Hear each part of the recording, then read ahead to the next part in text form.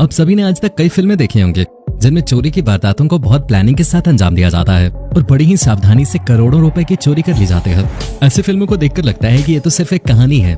असल जिंदगी में किसी में इस तरह से चोरी करने की हिम्मत नहीं है। लेकिन आपको बता दूं कि इस दुनिया में एक से बढ़कर एक शातिर चोर हुए हैं जिन्होंने पूरी प्लानिंग के साथ करोड़ों अरबों रुपए की चोरी को अंजाम दिया है। चोरी करने के बहुत से तरीके होते हैं जिनमें लोगों को चूना लगाना, स्कैंडल्स आदि शामिल होते हैं। आज की इस वीडियो में हम आपको दुनिया के 7 सबसे बड़े स्कैम्स और चोरी की घटनाओं के बारे में बताएंगे जिनके बारे में जानकर आप भी हैरान रह जाएंगे। The sale of Eiffel tower. Eiffel tower की बिक्री पर सेल, ये बात सुनकर आप भी जरूर चौंक गए होंगे और सोच रहे होंगे कि भला आईफिल टावर कैसे बिक सकता है। आपको बता दें कि आईफिल टावर एक बार नहीं बल्कि 2 बार बिक चुका है। ये बात सन 1925 की है। फर्स्ट वर्ल्ड वॉर खत्म होने के कुछ समय बाद फ्रांस अपनी धरोहर को फिर से स्थापित करने का काम कर रहा था। उसी समय अमेरिका और कनाडा जैसे देशों में कई लोगों को चूना लगाने वाले विक्टर लस्टिंग के दिमाग में खुराफाती प्लान आया।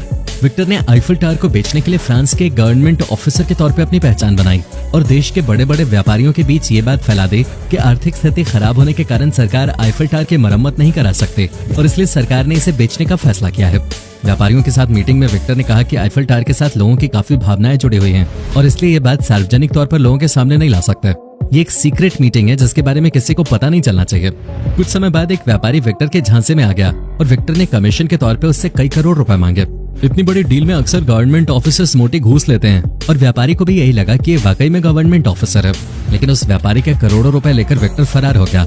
शर्म के मारे उस व्यापारी ने पुलिस के पास जाकर शिकायत लिखाने की हिम्मत तक नहीं की। जब विक्टर पकड़ा नहीं गया तो उसने 6 महीने बाद फिर इसी तरकीब से एक अन्य व्यापारी को फंसाया और इस बार उसके पैसे लेकर भाग निकला। लेकिन इस बार दूसरा व्यापारी पुलिस के पास चला गया और उसकी शिकायत लिखवाने के बाद विक्टर पकड़ा गया। विक्टर ने अपनी बाकी जिंदगी कारागार में ही बिताई। Antwerp diamond heist. इस चोरी को सदी की सबसे बड़ी चोरी भी कहा जाता है क्योंकि इसमें चोरों द्वारा लगभग 750 करोड़ रुपए के हीरे चोरी किए गए थे। बेल्जियम का शहर एंटवर्प पूरी दुनिया में अपने हीरों के लिए प्रसिद्ध है। इसके बाहर पुलिस हर वक्त कड़ा पहरा देती थी और यहाँ से चोरी करना बिल्कुल नामुमकिन था। बिल्डिंग के नीचे बेसमेंट में कई लॉकर्स थे और उन लॉकर्स तक पहुंचने के लिए कई सीसीटीवी कैमरास, सेंसर्स और अन्य सिक्योरिटी डिवाइसेस से होकर गुजरना पड़ता था। लेकिन इतनी कड़ी सुरक्षा होने के बावजूद साल 2003 में यहाँ पर चोरी हो गई। इस चोरी को अंजाम दिया था लियोनार्डो नोतारबार्टोलो ने। लियोनार्डो ने 6 साल की उम्र से ही चोरी करनी शुरू कर दी थी। यहाँ पर चोरी करने की घटना 3 साल पहले शुरू हुई थी, यानी कि 3 साल की कड़ी प्लानिंग के बाद लियोनार्डो और उसकी टीम यहाँ चोरी करने में कामयाब हो पाई। इसके लिए लियोनार्डो ने ठीक वैसी ही लॉकर्स और सिक्योरिटी डिवाइसेस की डमीज तैयार की थी और चोरी करने के लिए कई बार प्रैक्टिस की थी। बहुत सावधानी से चोरी करने के बाद जब लियोनार्डो की टीम गाड़ी में सामान लोड कर रही थी उसी समय उनकी टीम के एक मेंबर को पैनिक अटैक आया और जल्दबाजी में वो आधा खाया हुआ सैंडविच और अपने ग्लव्स वहीं भूल गया। अगले दिन जब इस घटना की छानबीन शुरू हुई तो पुलिस लियोनार्डो तक पहुंची। उनके डीएनए क्राइम सीन के डीएनए से मैच हो गए। इसके बाद उनके 3 और साथियों को ढूंढ लिया गया। लेकिन लियोनार्डो का कहना है कि इस पूरे प्लान का मास्टरमाइंड कोई और ही है जो सभी हीरे लेकर भाग चुका है। पुलिस आज भी उस मास्टरमाइंड की तलाश में है। चोरी की वारदात में लियोनार्डो को 10 साल और उसके अन्य 3 साथियों को 5-5 साल की जेल हुई थी। Boston museum robbery. अमेरिका के शहर बोस्टन के म्यूजियम में साल 1990 में हुई इस चोरी को सबसे शातिर चोरी बताया जाता है। इसाबेला स्टुअर्ट गार्डनर म्यूजियम पूरी दुनिया में अपनी शानदार पेंटिंग्स के लिए मशहूर है। इस म्यूजियम में लगभग सभी मशहूर पेंटर्स की पेंटिंग्स रखी हुई हैं, जिनकी कीमत अरबों रुपए है। साल 1990 में एक रात अचानक 2 पुलिस वाले इस म्यूजियम में आते हैं। वो दोनों बोस्टन पुलिस का वेश धारण करके आते हैं और म्यूजियम के गार्ड से कहते हैं कि हमें यहाँ पर कुछ गड़बड़ी की खबर मिली है, इसलिए हमें यहाँ जांच करनी होगी। पुलिस की वर्दी और उनके बोलने का तरीका देखकर ये बताना मुश्किल ही नहीं नामुमकिन था कि वो पुलिस के वेश में डकैत हैं।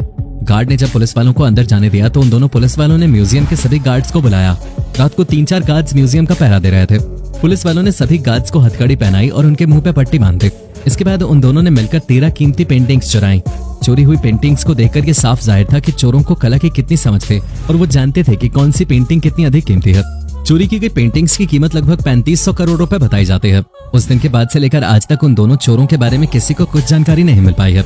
बोस्टन पुलिस से लेकर FBI तक हर कोई उन दोनों की खोज में लगा हुआ है, लेकिन 31 साल बाद भी चोरों का कुछ पता नहीं चल पाया है। यहाँ तक कि चोरों का स्केच भी FBI द्वारा नहीं बन पाया। FBI ने इस तरह की चोरी करने वाले दुनिया के सभी गैंग्स और शातिर चोरों से भी इस बारे में पूछताछ कर ली, लेकिन आज तक कोई सुराग नहीं मिल पाया। बोस्टन म्यूजियम की ओर से चोरों के बारे में कोई भी सबूत देने पर 50 लाख अमेरिकी डॉलर का इनाम भी घोषित किया गया था, लेकिन उन चोरों का नाम, पता या अन्य कोई जानकारी आज तक नहीं मिल पाई और इसीलिए इसे एक कलात्मक चोरी भी कहा जाता है। Emmanuel Nwude fake airport scam. क्या आप कोई ऐसी चीज खरीदने के लिए डील कर सकते हैं जो इस दुनिया में मौजूद ही ना हो? आप भी कहेंगे कि भला कोई ऐसी चीज कैसे खरीद सकता है? सन 1998 में एक ऐसी घटना सामने आई थी जिसे सुनकर आपको हंसी भी आएगी और फ्रॉड करने वाले व्यक्ति के दिमाग को शाबाशी देने का भी मन करेगा। नाइजीरिया के स्कैम आर्टिस्ट इमानुएल न्यूड ने स्कैम के जरिए एक ऐसा एयरपोर्ट बेच दिया था जो इस दुनिया में कहीं पर है ही नहीं। इमानुएल पहले सेंट्रल बैंक ऑफ नाइजीरिया में काम किया करता था। सन 1995 में उसने एक फेक एयरपोर्ट के कागज बनाए और उसे नाइजीरिया के ही एक बड़े व्यापारी को बेच दिया। उसने ये डील $242 मिलियन में की थी और हैरानी की बात यह है कि यह स्कैम 3 सालों तक किसी की नजरों में नहीं आई। 1998 में जब ये बात अखबार में आई तो इमानुएल के फ्रॉड के बारे में लोगों को पता चला और उसे इस फ्रॉड के लिए जेल भेज दिया गया। French heist of the century. France के मशहूर सोशिएट जनरल बैंक की तस्वीर और वीडियोस को आपने कई फिल्मों में देखा होगा। ऐसी जगह पर फ्रांस में एक बड़ी चोरी हुई थी जिसे 20वीं सदी की सबसे बड़ी चोरी कहा जाता है। इस घटना को जैक सैंड्री और एल्बर्ट स्पिगिएरी ने मिलकर अंजाम दिया था। इन्होंने मिलकर एक लंबी सुरंग बनाई थी और सोशिएट जनरल बैंक से सन 1976 में $37 मिलियन की चोरी की थी। उस जमाने में ये रकम एक बहुत बड़ी रकम मानी जाती थी। इस घटना को अंजाम देने के बाद एल्बर्ट को गिरफ्तार कर लिया गया था, लेकिन वारदात के मास्टरमाइंड जैक्स कैसेंड्री के बारे में किसी को कोई जानकारी नहीं थी। साल 2010 में जैक्स ने एक किताब लिखी जिसमें उसने सोशिएट जनरल बैंक की रॉबरी की पूरी कहानी बयां की और खुद को इस वारदात का मास्टरमाइंड बताया। किताब में उसने इस चोरी को French heist of the century का टाइटल दिया था।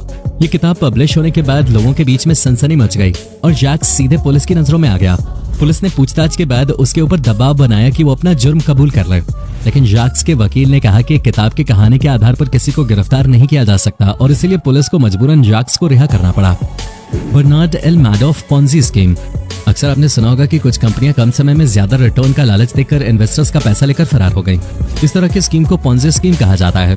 अमेरिका के कैपिटल स्टॉक एक्सचेंज में काम करने वाले Bernard L Madoff Ponzi scheme के शहंशाह कहे जाते हैं। एक समय पर वो नास्डैक के चेयरमैन के तौर पर काम किया करते थे, इसलिए कैपिटल मार्केट में उनकी एक अच्छी इमेज बनी हुई थी। साल 1987 में उन्होंने बर्नार्ड एल मैडोफ इन्वेस्टमेंट सिक्योरिटीज नाम की एक कंपनी खोली जिसमें वो इन्वेस्टर्स को बेहतर रिटर्न देने का वादा करते थे। उनके अच्छे कनेक्शंस होने के कारण कई लोगों ने अपना ढेर सारा पैसा बर्नार्ड के पास रखवाया। शुरुआत में बर्नार्ड ने सभी को बेहतर रिटर्न दिलाया। इसके बाद बर्नार्ड ने कहा कि वो सभी इन्वेस्टर्स को एक कांस्टेंट रिटर्न देंगे, चाहे बाजार की स्थिति कैसी भी हो। 1991 में आर्थिक मंदी के बाद भी बर्नार्ड ने सभी को अच्छा रिटर्न दिया। इसके बाद उनके पास HSBC बैंक और रॉयल बैंक ऑफ स्कॉटलैंड जैसी कंपनियां भी अपना पैसा इन्वेस्ट करने के लिए देने लगी। लेकिन पर्दे के पीछे बर्नार्ड एक बड़ा स्कैम कर रहे हैं, इसके बारे में किसी को अंदाजा नहीं था। असल में बर्नार्ड कहीं भी पैसा इन्वेस्ट नहीं कर रहे थे, बल्कि वो उन्हें अपने पास ही जमा कर रहे थे। नए इन्वेस्टर्स से आने वाले पैसों को पुराने इन्वेस्टर्स को रिटर्न के रूप में दे रहे थे। साल 2008 में जब वैश्विक मंदी आई तो उनका यह घोटाला सबके सामने आ गया। इस घोटाले की रकम आंकी गई तो वो $64.8 बिलियन थे, जो लगभग 4.5 लाख करोड़ रुपए होते हैं।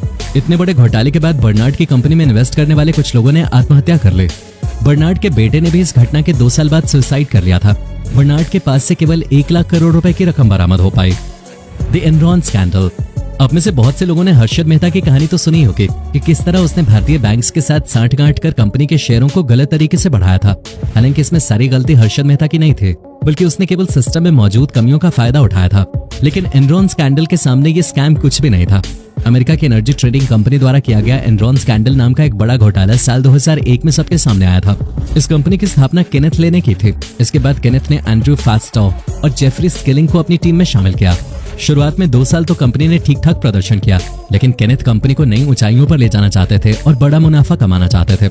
इसके लिए उन्होंने कंपनी के अकाउंटिंग मेथड को हिस्टोरिकल कॉस्ट अकाउंटिंग मेथड से मार्क टू मेथड में शिफ्ट किया। इसके बाद एनरॉन कंपनी अपने सभी बैलेंस शीट में नेट प्रॉफिट की जगह ग्रॉस प्रॉफिट शो करने लगे।